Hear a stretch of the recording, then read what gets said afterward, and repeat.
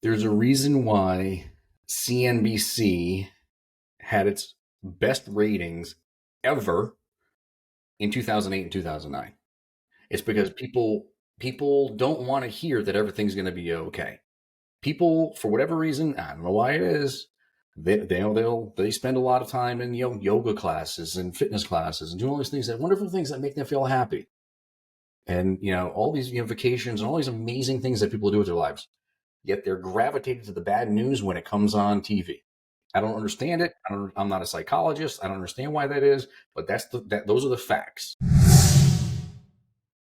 The following is a conversation with Jamie Lima.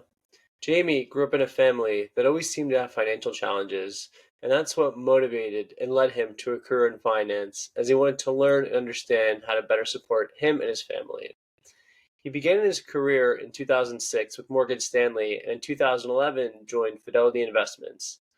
At Fidelity, he was responsible for overseeing over $1 billion in assets for over 450 families and businesses. Today, he primarily focuses on mid-career professionals and works to maximize their wealth so they can do what they love best with zero financial stress. Here's our conversation. Jamie, really appreciate you taking the time to come on. Thanks for having me.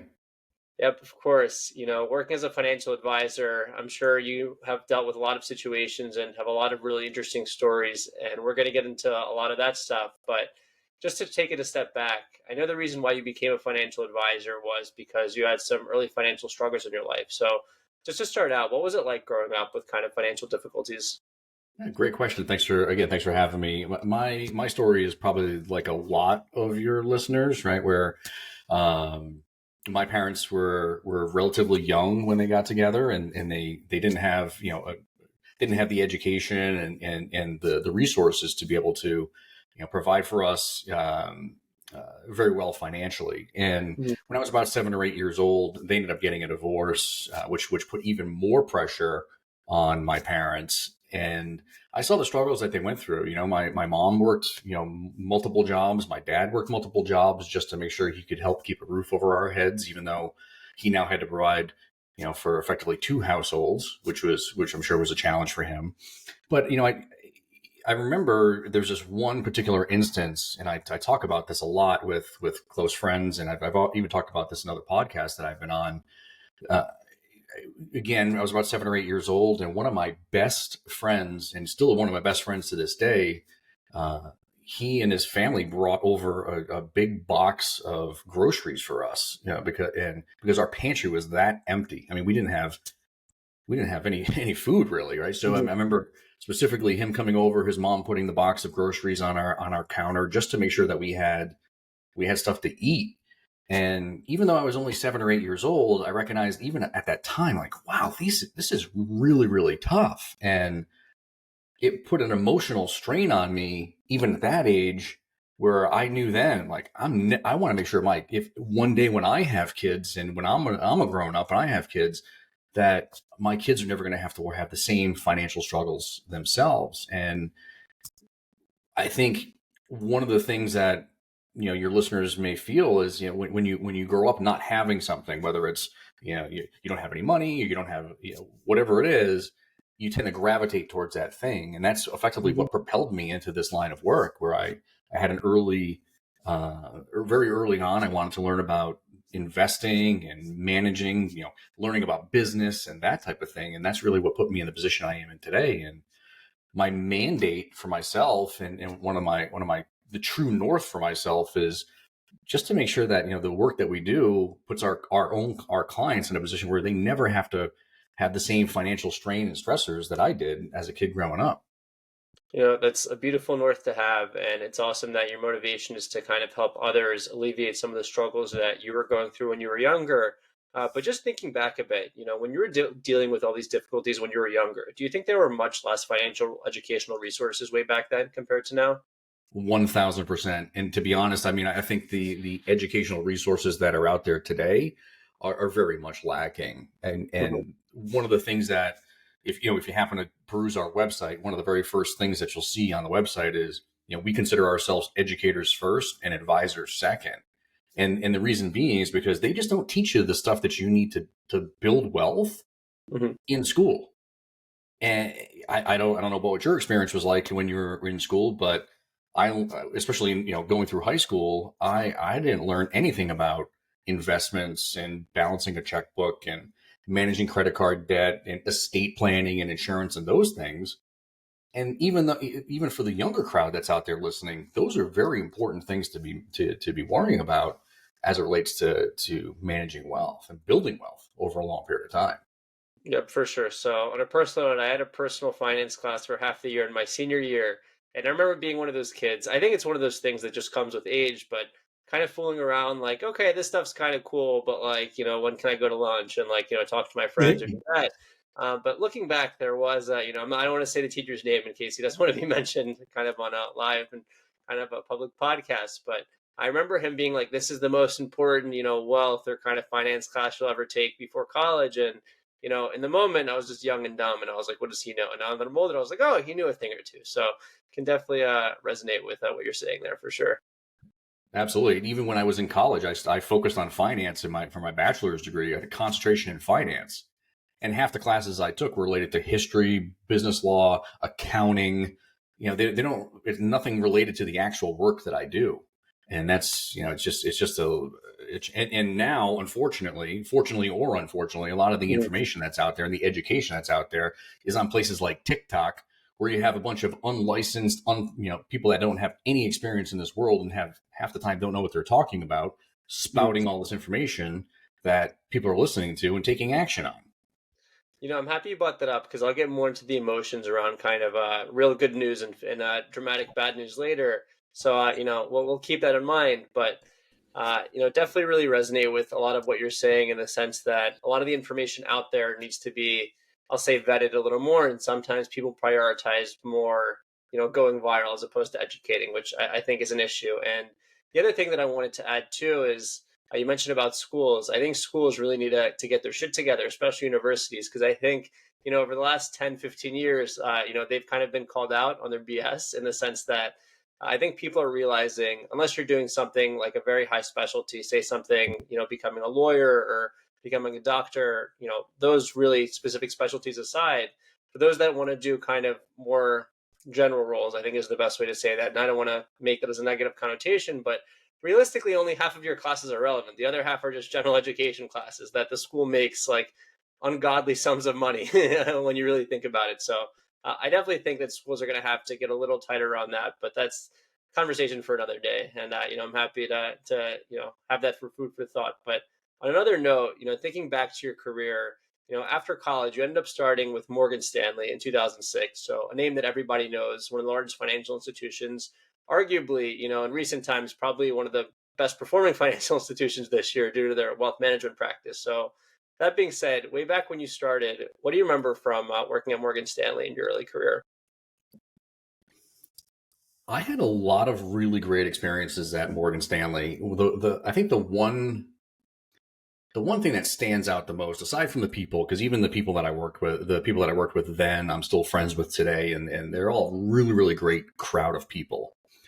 The one thing that I learned in that environment is that you have to be able to hustle in some respects to be able to build a business for yourself.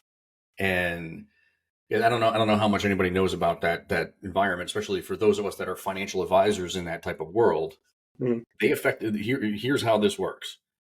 They hire you, they give you an office and a bunch of books, and you have to study for your Series 7, your 66, your 31, all the FINRA licensing, and your California. I'm in California, so I had to study for my California insurance license.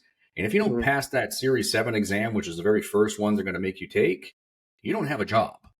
So you spend your first 60 days or so with maybe even 90 days now with the company, just basically just sitting there studying. You take the test, and if you pass, great. Then once you pass, then the real work happens. Then you have to go out and find some clients, and you're on your own to do that. So I had to hustle, man. We had to do webinar. Well, we weren't doing webinars at that point. We were doing in-person seminars. We were doing, working on leveraging our centers of influence and so on. It was just a very different environment than I think even some advisors experience today. Because in 2006, if you rewind the tape, so to speak, we didn't even have cell phones at that point. So we weren't, you couldn't go to your cell phone and place a trade. You had to call us as an advisor to be able to place a stock trade. And the environment has changed so much. But the one thing I learned, just to go back to your question, is you really had to hustle, right? You like, there wasn't a lot of technology to leverage like there is today to build a financial advisory practice, which I'm thankful of now, because there's so many different resources that can help us continue to grow and scale, my company now. But man, it was like, and at the time I had my oldest daughter, who's now 20 years old. She was maybe a year or two old at that point. We were a very young family, and I was scrambling and scrapping and scratching and clawing, trying to make any money I could to be able to survive in that environment and be able to keep food on the table. What a time. Today's generation, I'll just call it, the people in high school and early college, they think, oh, I want to invest, I want to buy a stock. They just kind of log into any of 1,000 apps and pretty much do what they want. So it must have been, what a time in 2006 when you had to go through kind of all the hoops and all the barriers to just purchase We securities were in the still company. using fax machines, dude. We were still using fax machines. Yeah, what Like a time I to be haven't used a alive. fax machine in 10 years, but now we were using fax machines and dot That matrix. It was for crazy. sure. Yeah. That's what I call vintage. So gotta appreciate those memories. But I'm dating myself. no, it's all good. Look, we're all learning lessons. That's the way to look at it. But speaking of lessons, way back when, and kind of as you discussed, I know you had to scrap for clients, especially early on.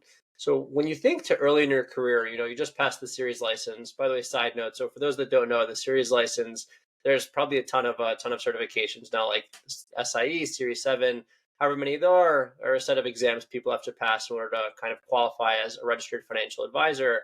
So that's what Jamie was alluding to earlier. But back to kind of your story, thinking early then, just as someone who passed his exams and kind of, for lack of a better word, fresh behind the ear or wet behind the ears, a financial advisor, how did you go about landing clients early on? You have to use your resources, right? Mm-hmm. So I feel like going back to the education piece.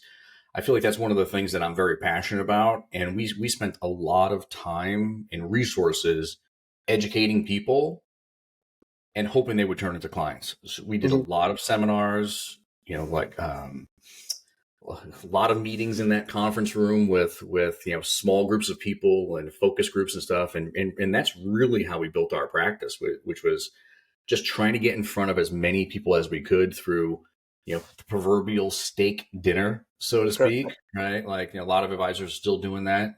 We did that almost 20 years ago now, and or lunch and learns, those types of things where we were able to just trying to educate and come. And if I feel like if you come from an educational perspective and you're not just trying to pitch the next mutual fund of the month and this annuity or this shiny investment, new shiny investment that's out there, because people can pick up on that.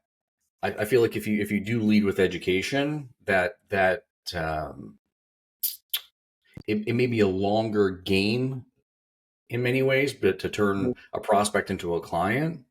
But I feel like it's less salesy, Mm-hmm. and you get a better quality of clients at the same time. And that was our process. That's what we stuck with, and it worked out really, really well for us.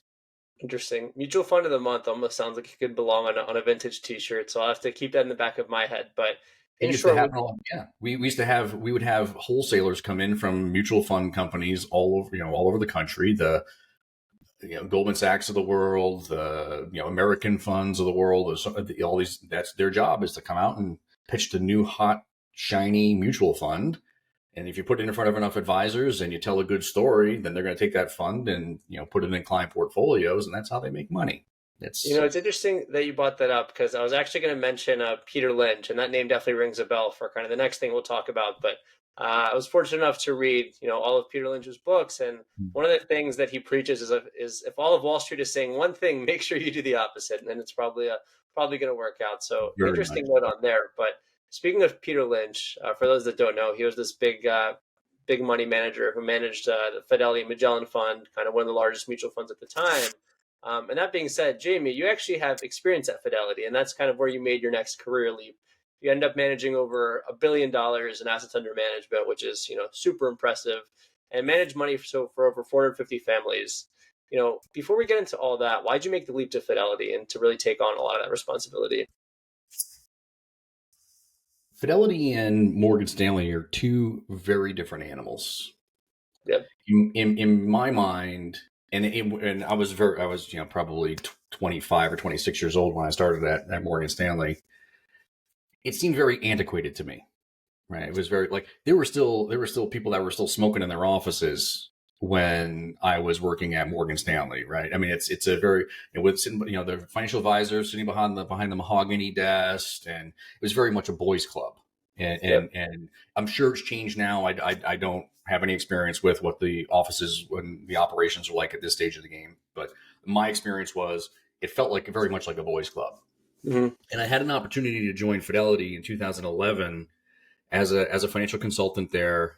And I remember walking into the office, having this, getting ready for, preparing for my interview, walking into their offices to be interviewed. And it seemed like this breath of fresh air. Mm-hmm. It was very clean. It was very modern. It was all very bright. It was all the lights and a coffee machine. It was just the TV, CNBC was on, and it was a very welcoming environment. Mm-hmm. And the interviews went well, and I started to meet the people, and it just seemed very much like going from that old boys club, right, Mm-hmm. to a new,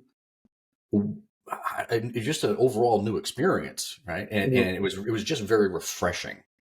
And when I made the leap, it proved true. I mean, there's the people that work at Fidelity. I mean, their business practices, I still have some questions about, and still some things rub me the wrong way with the way that the company does business and the way they present themselves in certain fashion. But the actual people, the boots on the ground, the people that I worked with in the offices together, man, some of those people are the greatest people that ever walked this planet. Some of my best friends, they taught me so much about, not only being a good financial advisor, but being a good human being at the same time. Mm-hmm.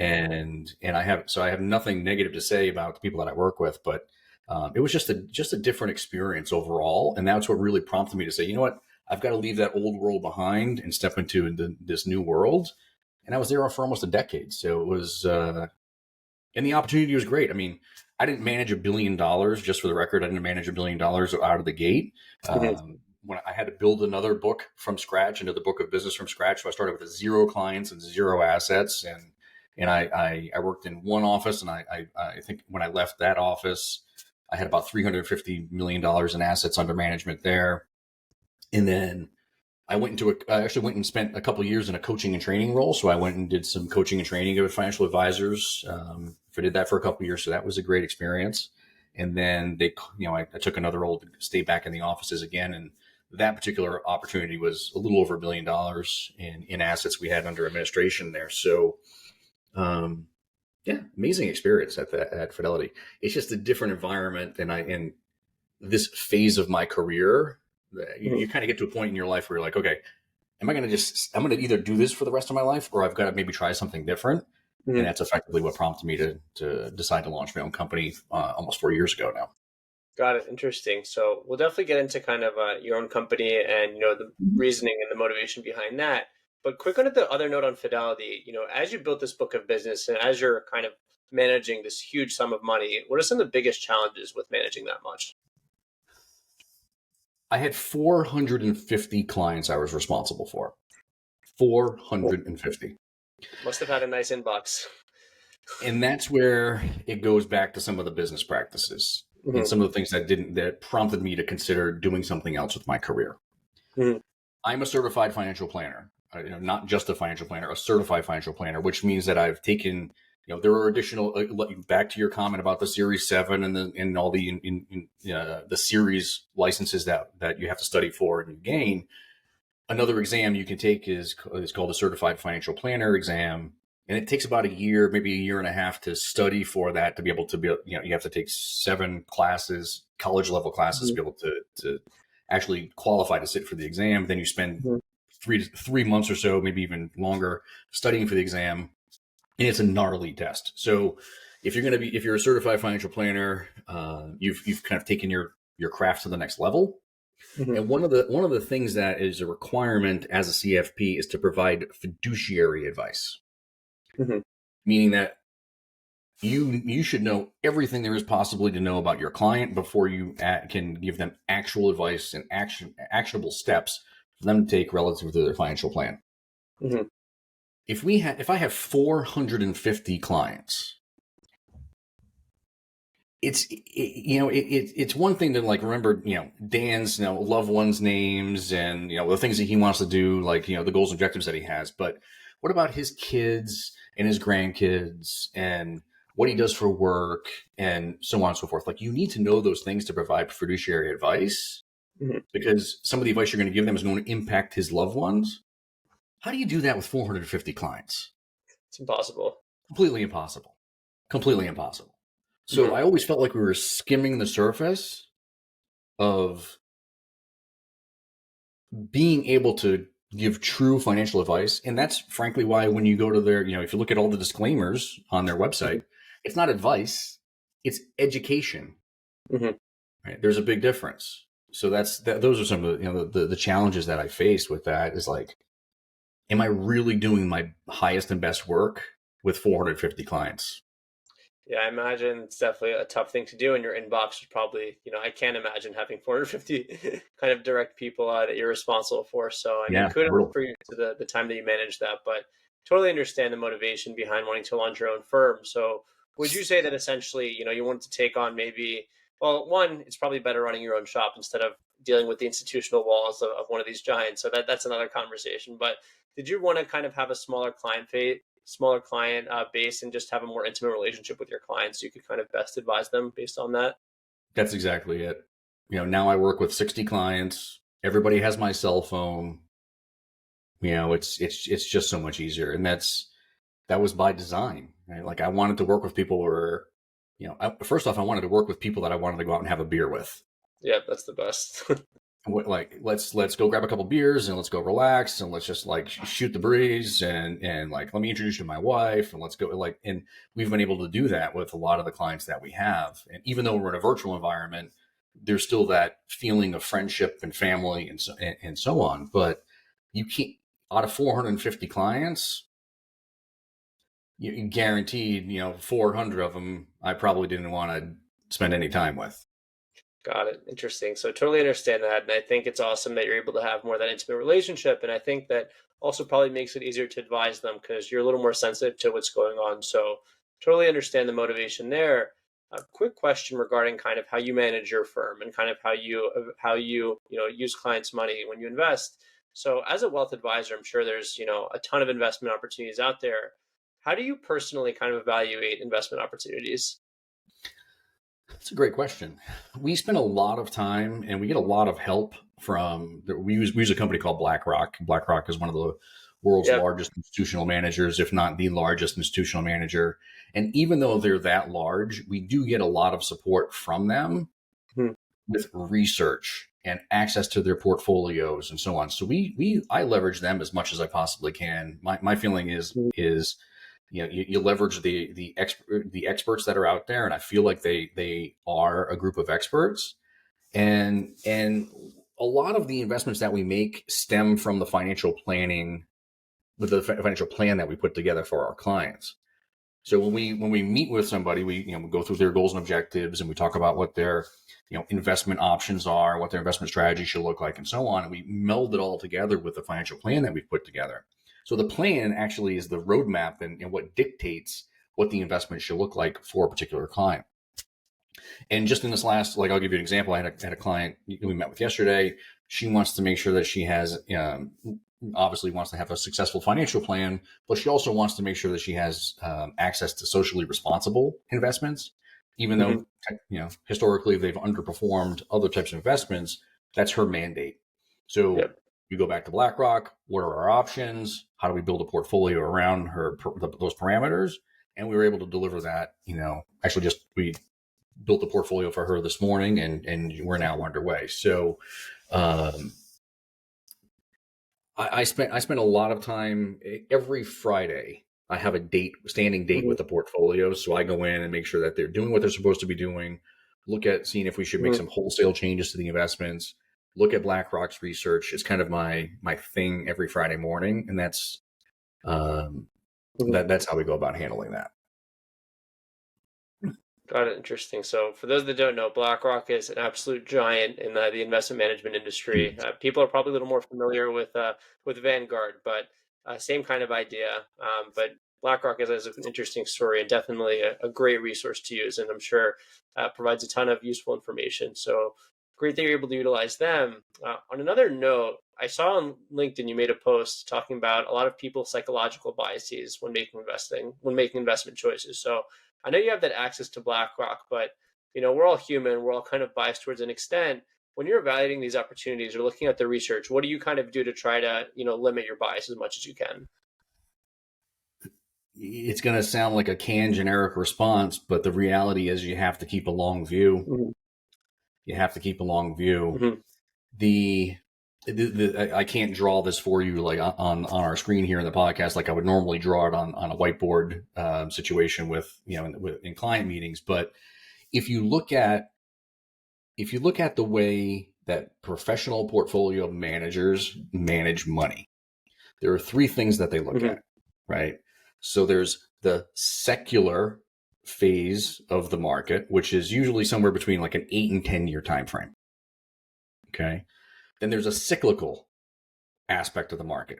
Cyclical, for the Hmm. listeners that are out there, is basically like when we go from a recession to expansion to back to contraction and go through a recession Hmm. within the business cycle that's out there. So the business cycle is the economic cycle that we all live through and we all get to experience. We had we had the 2008 the 2009 recession, but then we shortly Hmm. thereafter we had the recovery and the expansion that lasted almost 10 years. That's the business cycle that they should be teaching you about in school, but they probably don't. So, Yep. but that's what they should be teaching you about. And then there's a tactical phase that's layered on over that. So when you look at it from a long perspective, I'm gonna see if I can do this the correct way with this video here. But you have kind of this recession, and then you have the growth, and then you go back, then you have the peak, and then go back into into recession phase. Well, that is usually an 8 to 10 year cycle. When you look at the average investor, which phase of the cycle do you think they focus on the most? Right? It's Probably the that short one. tactical. It's the Yep. tactical. It's like, is it hot? Is it cold? Is it hot? If we're, I mean, if the analogy I used to use all the time was global warming, right? Like, or global cooling. That happens over a very long period of time. Hmm. But we know that over a long period of time, the weather is warming, and that's that long 8 to 10 year phase.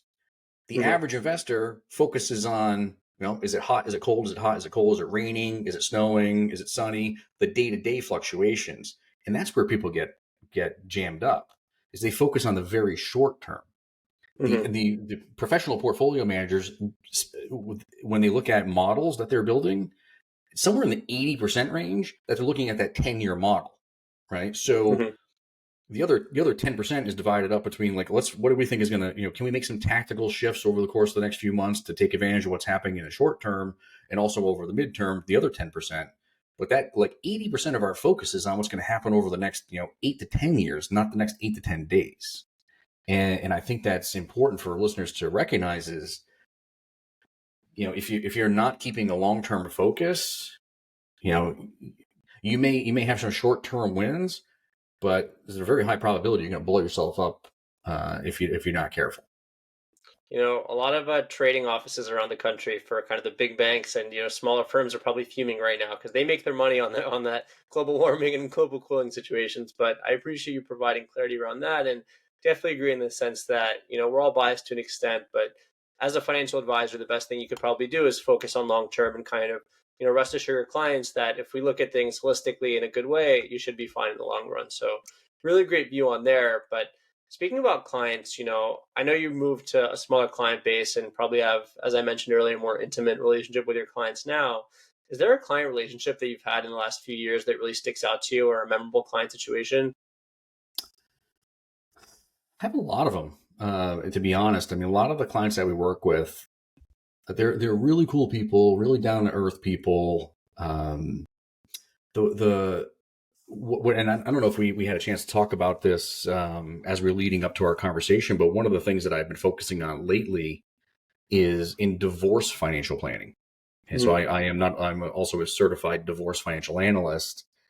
And what's really resonating with me lately is helping people navigate the financial nuances and the financial challenges that they face as they're preparing for or trying to navigate a divorce. Mhm. And in my traditional wealth management practice, that we have a lot of great success stories and people that are getting, taking advantage of, tax situations and so on. Like that, that's all fine and dandy, and that's all good stuff. And I feel like we're doing good work there.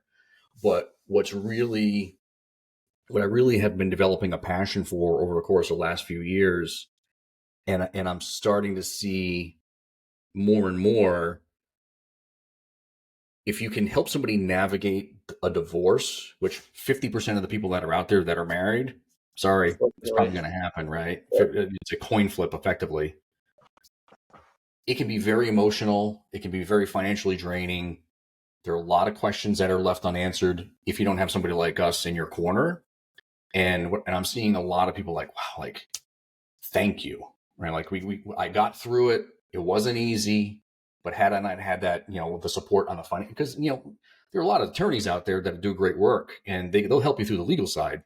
But if you're not Mhm. able to focus, put yourself in a solid financial situation after the divorce is finalized and try to get a fair and equitable settlement through it, which is what we can help with. They can put themselves in a pretty tough situation. So, that's been resonating with me a lot. It's something I have a lot of passion for. It makes me feel really really good at the end of the day. So speaking about kind of when a divorce happens, a really unfortunate situation, but something I think people at least try to get through seamlessly as they can, if that's possible. But working with clients who are going through divorces, what's a common financial mistake that you see that's done in a divorce? Biggest one is not understanding the impact taxes have on a divorce, Hmm. or not necessarily the divorce, but more the asset division. Hmm. Right? A lot of people will say, like, I want to keep the house, or I want to keep the 401k, or I want to keep my company stock options, whatever it is. If you don't understand the true value of that asset, because the impact that taxes are going to have on it over the next 1, 5, 10, and 20 years of your life, you are missing the mark. Hmm. I've seen so many people just that are starting to think about settlement, and they're like, well, I'm going to do this. I want to do this. And I want her to have this, and I'm going to keep this asset or whatever it is. And you look, you're like, why would you do that? Taxes are going to kill you. And this is what you should do instead. And this is why. Hmm. It makes the world of difference, man. The term we use is after tax valuations, Hmm. and I think that's the number one thing that people miss all the time. Just for my curiosity, when people, are kind of splitting these assets and taking into account, the taxes you say, do those taxes take into account the time value of money or not? Only in the sense of things like long-term capital gains and short-term capital gains, right? So you have different tax rates related to how long you've held that asset. Hmm. Time value of money comes into play in things like when we're valuing somebody's pension, Got it. or when we're coming into, or we're trying to decide, do you have the financial wherewithal and the financial means to be able to keep the home if you want to keep it, right? Hmm. Like, you're going to get a lump sum. You're going to get a lump sum settlement from the divorce. Let's say it's $100,000, and you're going to use that to fund your lifestyle and keep the roof over your head. Well, 5 years from now, that $100,000 is not worth $100,000. And we have Hmm. to, and if we want to try to keep it that way, we have to make sure it's invested appropriately, which is kind of going back to our earlier conversations about investing, investment strategy, and the traditional financial planning we do. We help them in that regard. But yeah, time value of money really comes into play on pensions. We deal with from a tax perspective, it's really about long term, short term cap gains. Hmm. But the beauty is we can leverage a lot of the technology we have to show people, like, okay, if you agree to this particular settlement or this particular asset 5, 10, 20 years in the future, this is what we think it's going to be worth. Doesn't make sense. Got it. Okay. Makes sense. I appreciate you providing that little tip of curiosity there. No On a problem. similar note, say if a brand new couple is coming to you, hopefully they're on the right side of the coin, as you mentioned earlier, but brand new couple is coming to you, just married, trying to figure out their finances. And they're like, Jamie, how do we do this? What do you tell them?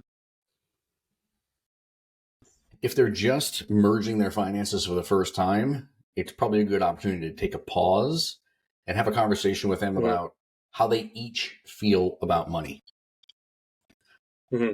What I found over the years is that there's usually one person who is the decision maker in a relationship. Not to be sexist, it's usually the man. Hmm. And the wife is usually along for the ride. That's just my experience. It may Hmm. not be that way in anybody who's listening situation, but historically in my life, that's how it's unfolded. So sitting them Hmm. down and having a conversation with, okay, like, first off, who's driving here? Are we both involved in the decision making?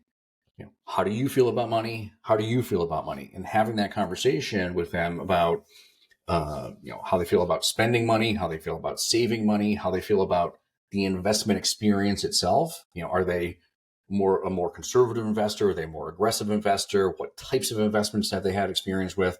Really just spending some time with them and getting to know them from an emotional perspective, which we've already talked about this, but obviously I didn't have time to do with 450 clients in my old life, Yep. but we have time to do here. You can get a better sense of, okay, this is how I have to handle these conversations moving forward with these clients, and how Hmm. when we start building the financial plan for them, how involved they need to be and the information that they need to glean from it so they can feel comfortable.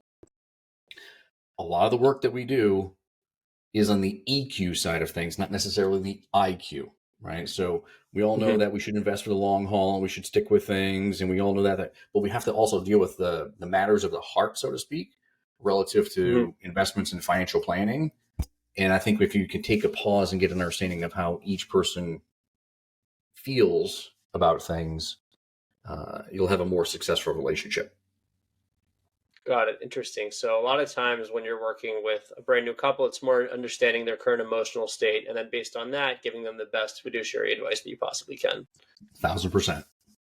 Got it. Awesome. So, wishing all couples out there and, old couples, new couples, an easy financial life. So, really great news around that. On a similar note, and something that you mentioned earlier that I'm happy to loop around to, we spoke a little bit about, financial education.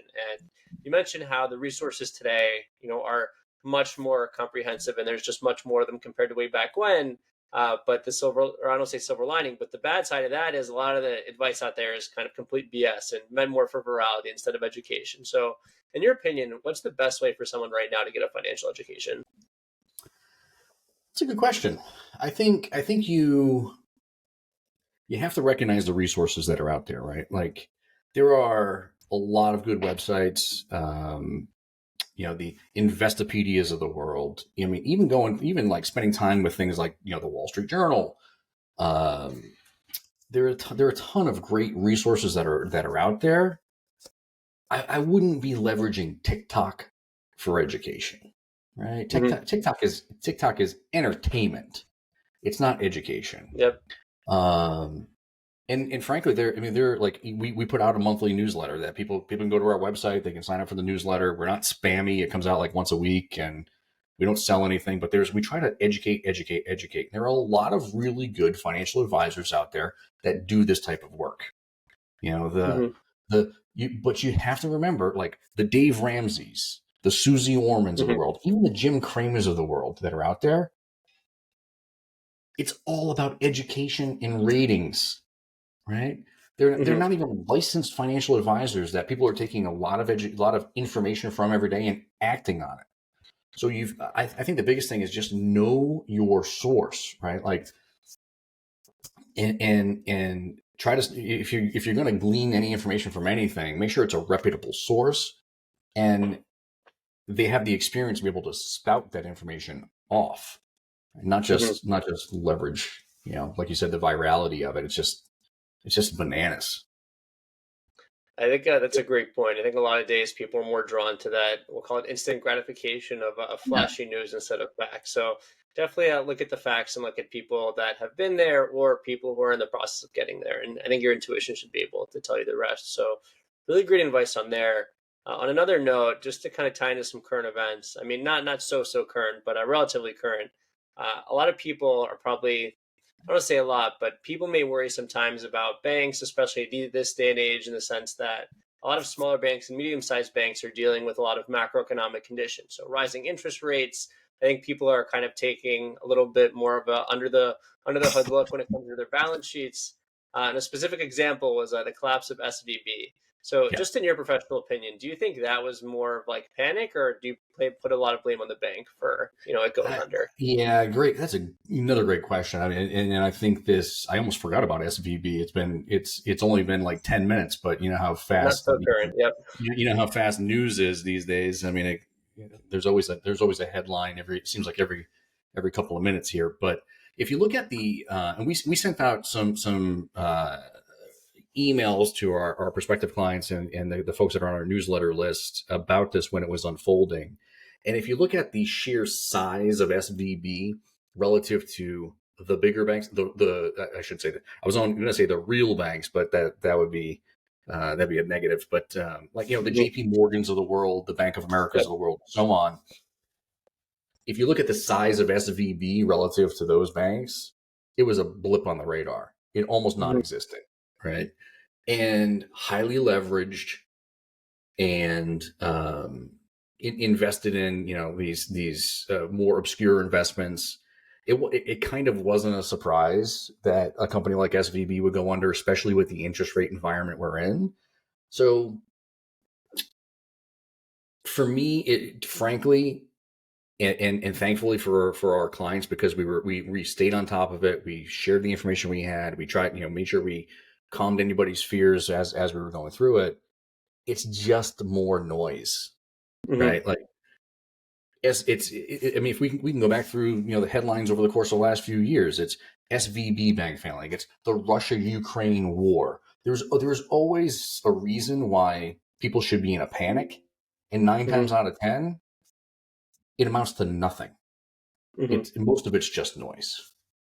Got it. Okay. So be able to kind of think of the long term there, and also just whenever these big news things come up, to kind of try to pay more attention to the facts and think more specifically, when that stuff comes up, what effect it has, personally on things that you're interested in, not just kind of react to general news for sure. Yeah, and that's where, and I'm biased because I'm a financial planner, but that's where financial planning comes in. If you're building your retirement plan on the back of a napkin because you don't want to pay for Hmm. to have a professional walk you through that exercise, you should be nervous.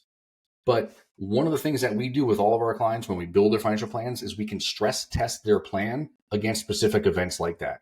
I can Hmm. show a client, okay, if we have periods of significantly high inflation, or if we have another market meltdown, or if we have this thing or that thing, or you live longer, you die sooner, all these different things, we can stress test their portfolios against those types of scenarios to ensure that we have them invested appropriately and then Hmm. give them real time feedback on how events like that are actually going to impact them and show Got them the numbers behind it. Like, okay, well, yeah, if we have 20 years of 5% plus inflation, you're not going to have as much money as you would have if it was at 2.5%, but you're still going to be okay.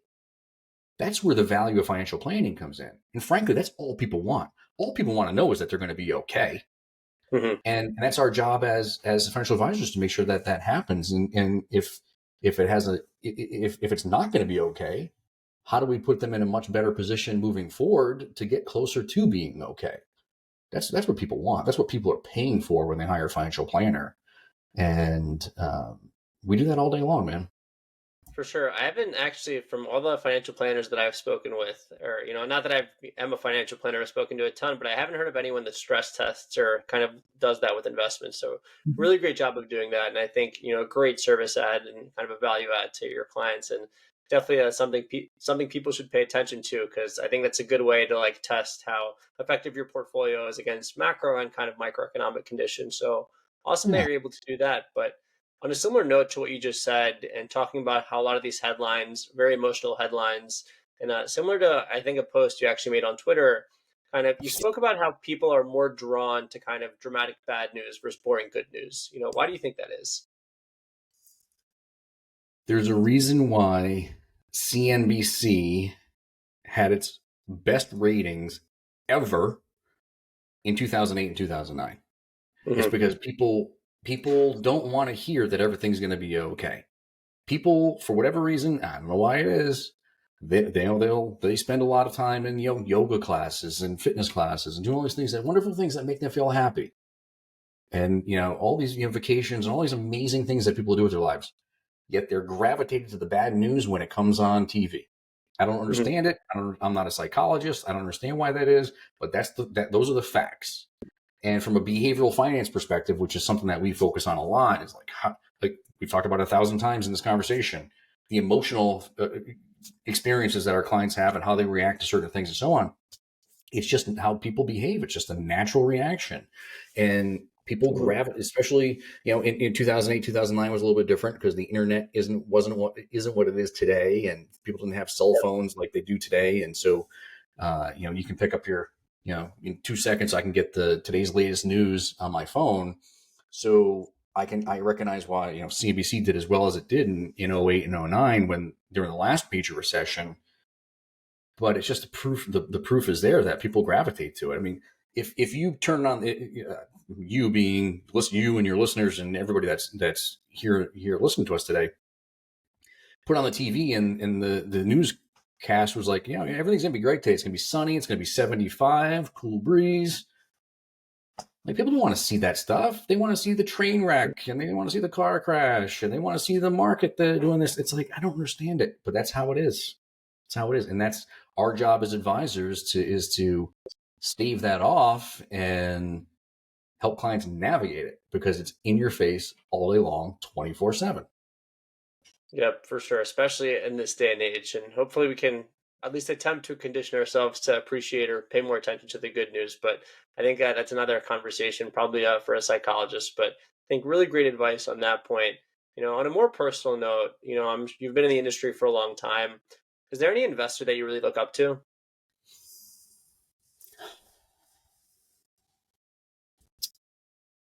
I know there's You a know, laundry list to think of, but yeah, there are a lot of them. I mean, you mentioned Peter Lynch. You mentioned Peter Lynch. Of course, everybody would default to, a lot of people would default to Warren Buffett and Charlie Munger and those guys. And one of the and this ties into the behavioral finance piece. I'm sure you and maybe some of your listeners have heard of the book called the Millionaire Next Door. Mhm. Millionaire Next Door was a book that was written probably 20 years ago now, maybe even a little bit longer. And the gentleman that wrote it, he and his daughter, her name is Sarah Falah, and she wrote a book. Actually, they started writing a book together, and then he unfortunately passed away as they were about halfway through the book. And she decided to pick up the ball and run with it and finish the book, which is called The Next Millionaire Next Door. Mhm. And I look up to her, and I appreciate the work that she does, and because we leverage her for a lot of the risk tolerance questionnaires that we use for our clients when we take them through that behavioral finance exercise to talk about what types of investments should they use and how do we want to build their portfolio and so on. And why I appreciate the work that she does, because it's all behavioral finance. Mhm. It's not, on a scale of 1 to 10, Daniel, tell me how you feel about risk, which is Mhm. what a lot of these questionnaires are gonna. It's more about, Daniel, you have $100,000 retirement account. You wake up one day and you look at it and it's now $80,000 because the market hasn't cooperated. Mhm. How does that make you feel? Are you nervous? Are you losing sleep? Are you, hey, I recognize that this happens and I'm in it for the long haul. Those having and taking you through that experience and that helps when we take clients through that same exercise, similar exercise.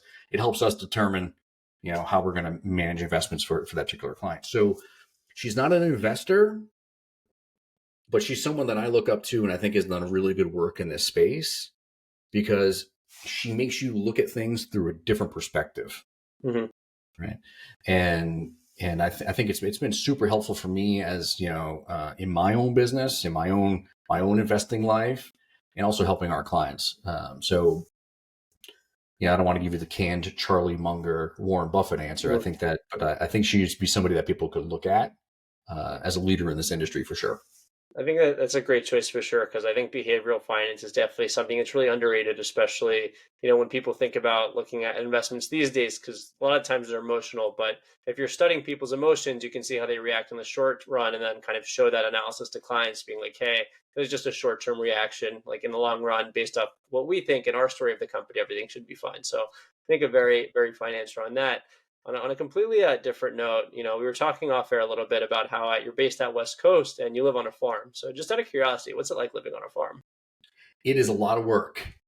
It is a lot of work. It's not we don't have a multi-acre farm with cows and everything, and herds of cattle and that type of thing. But my wife and I bought a little patch of land here. We have an acre of land here in a little town called Ramona, California, and we're about 30 miles inland from San Diego. And so it's much more rural, not necessarily the postcard San Diego that everybody would know and love or have come to know. Um, we're definitely a little bit more rural, but we have a little hobby farm. We have an Airbnb on our property, which we built from the ground up, and we did a lot of work getting that thing off the ground. So it's been very successful. We enjoy it a lot. Um, but it is a lot of work, man. I mean, we have 22 chickens, a couple sheep, a couple goats. We had a few pigs, but they got too big, so we had to Got get it. rid of the pigs. They were not slaughtered. Don't worry, anybody that's listening. Uh, but they were given to a nice local family here that has a lot more space. And we have some rabbits and we have ducks and bunch of cats to take care of the we have a few barn cats, so we've got a little menagerie here, a little hobby farm going on. But Yeah, it's a lot of work, it's a lot of fun, and our Airbnb guests enjoy it a lot because they can come and relax and pet the goats and that type of thing. But yeah, it can be a lot of work, but it's a lot of fun at the same time. are there? Do you at least get fresh eggs, kind of throughout the year that you get to eat? We get 8 to 10 fresh eggs every day. Wow, that is we, that is sensational. we have so many eggs that we actually feed the eggs back to the chickens, because I don't know if anybody knows this, but they will eat their own eggs Mhm. for the calcium and the protein. So if we have too many, we just toss them back, and it's vitamins for the chickens. Got it. Interesting. No, that's really cool. I mean, to be able to kind of make your fresh food probably taste just a little better than what you buy in the store, and also just probably have a little more peace of mind not knowing where everything we came from. So we also get duck eggs, which is definitely different too. They're a little bit bigger, and they kind of look like they're almost look ceramic, almost like you yeah, can see through them. They're like a fossil. beautiful. A little too much cholesterol for me, but yeah, they're Got to it's enjoy the good stuff once in a while. But really cool yeah. note on there, Jamie. I think you've been doing some awesome work, and continue to do awesome work and help out these families in the best way you can. But on a parting note, if you could give one piece of financial advice to someone, or one piece of financial advice you think everyone should know, what would it be?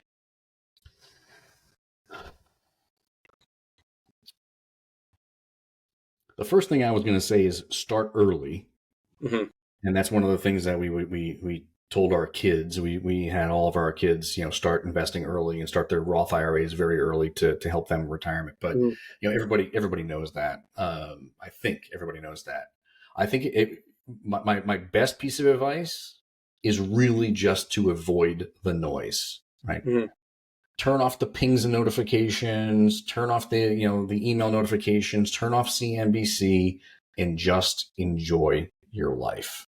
Because unfortunately, I mean, we had two deaths in our family over right before the Christmas holiday here. We're Hmm. recording this in early January of 2024. And it was we knew it was going to happen.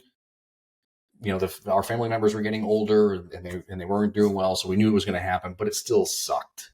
Hmm. And you look back and you're like, wow, man, like that 80 years of that. My grandmother, who was 92 when she passed away, who was one of them, and you look at it, you're like, wow, 92 seems long, but it's really Hmm. not.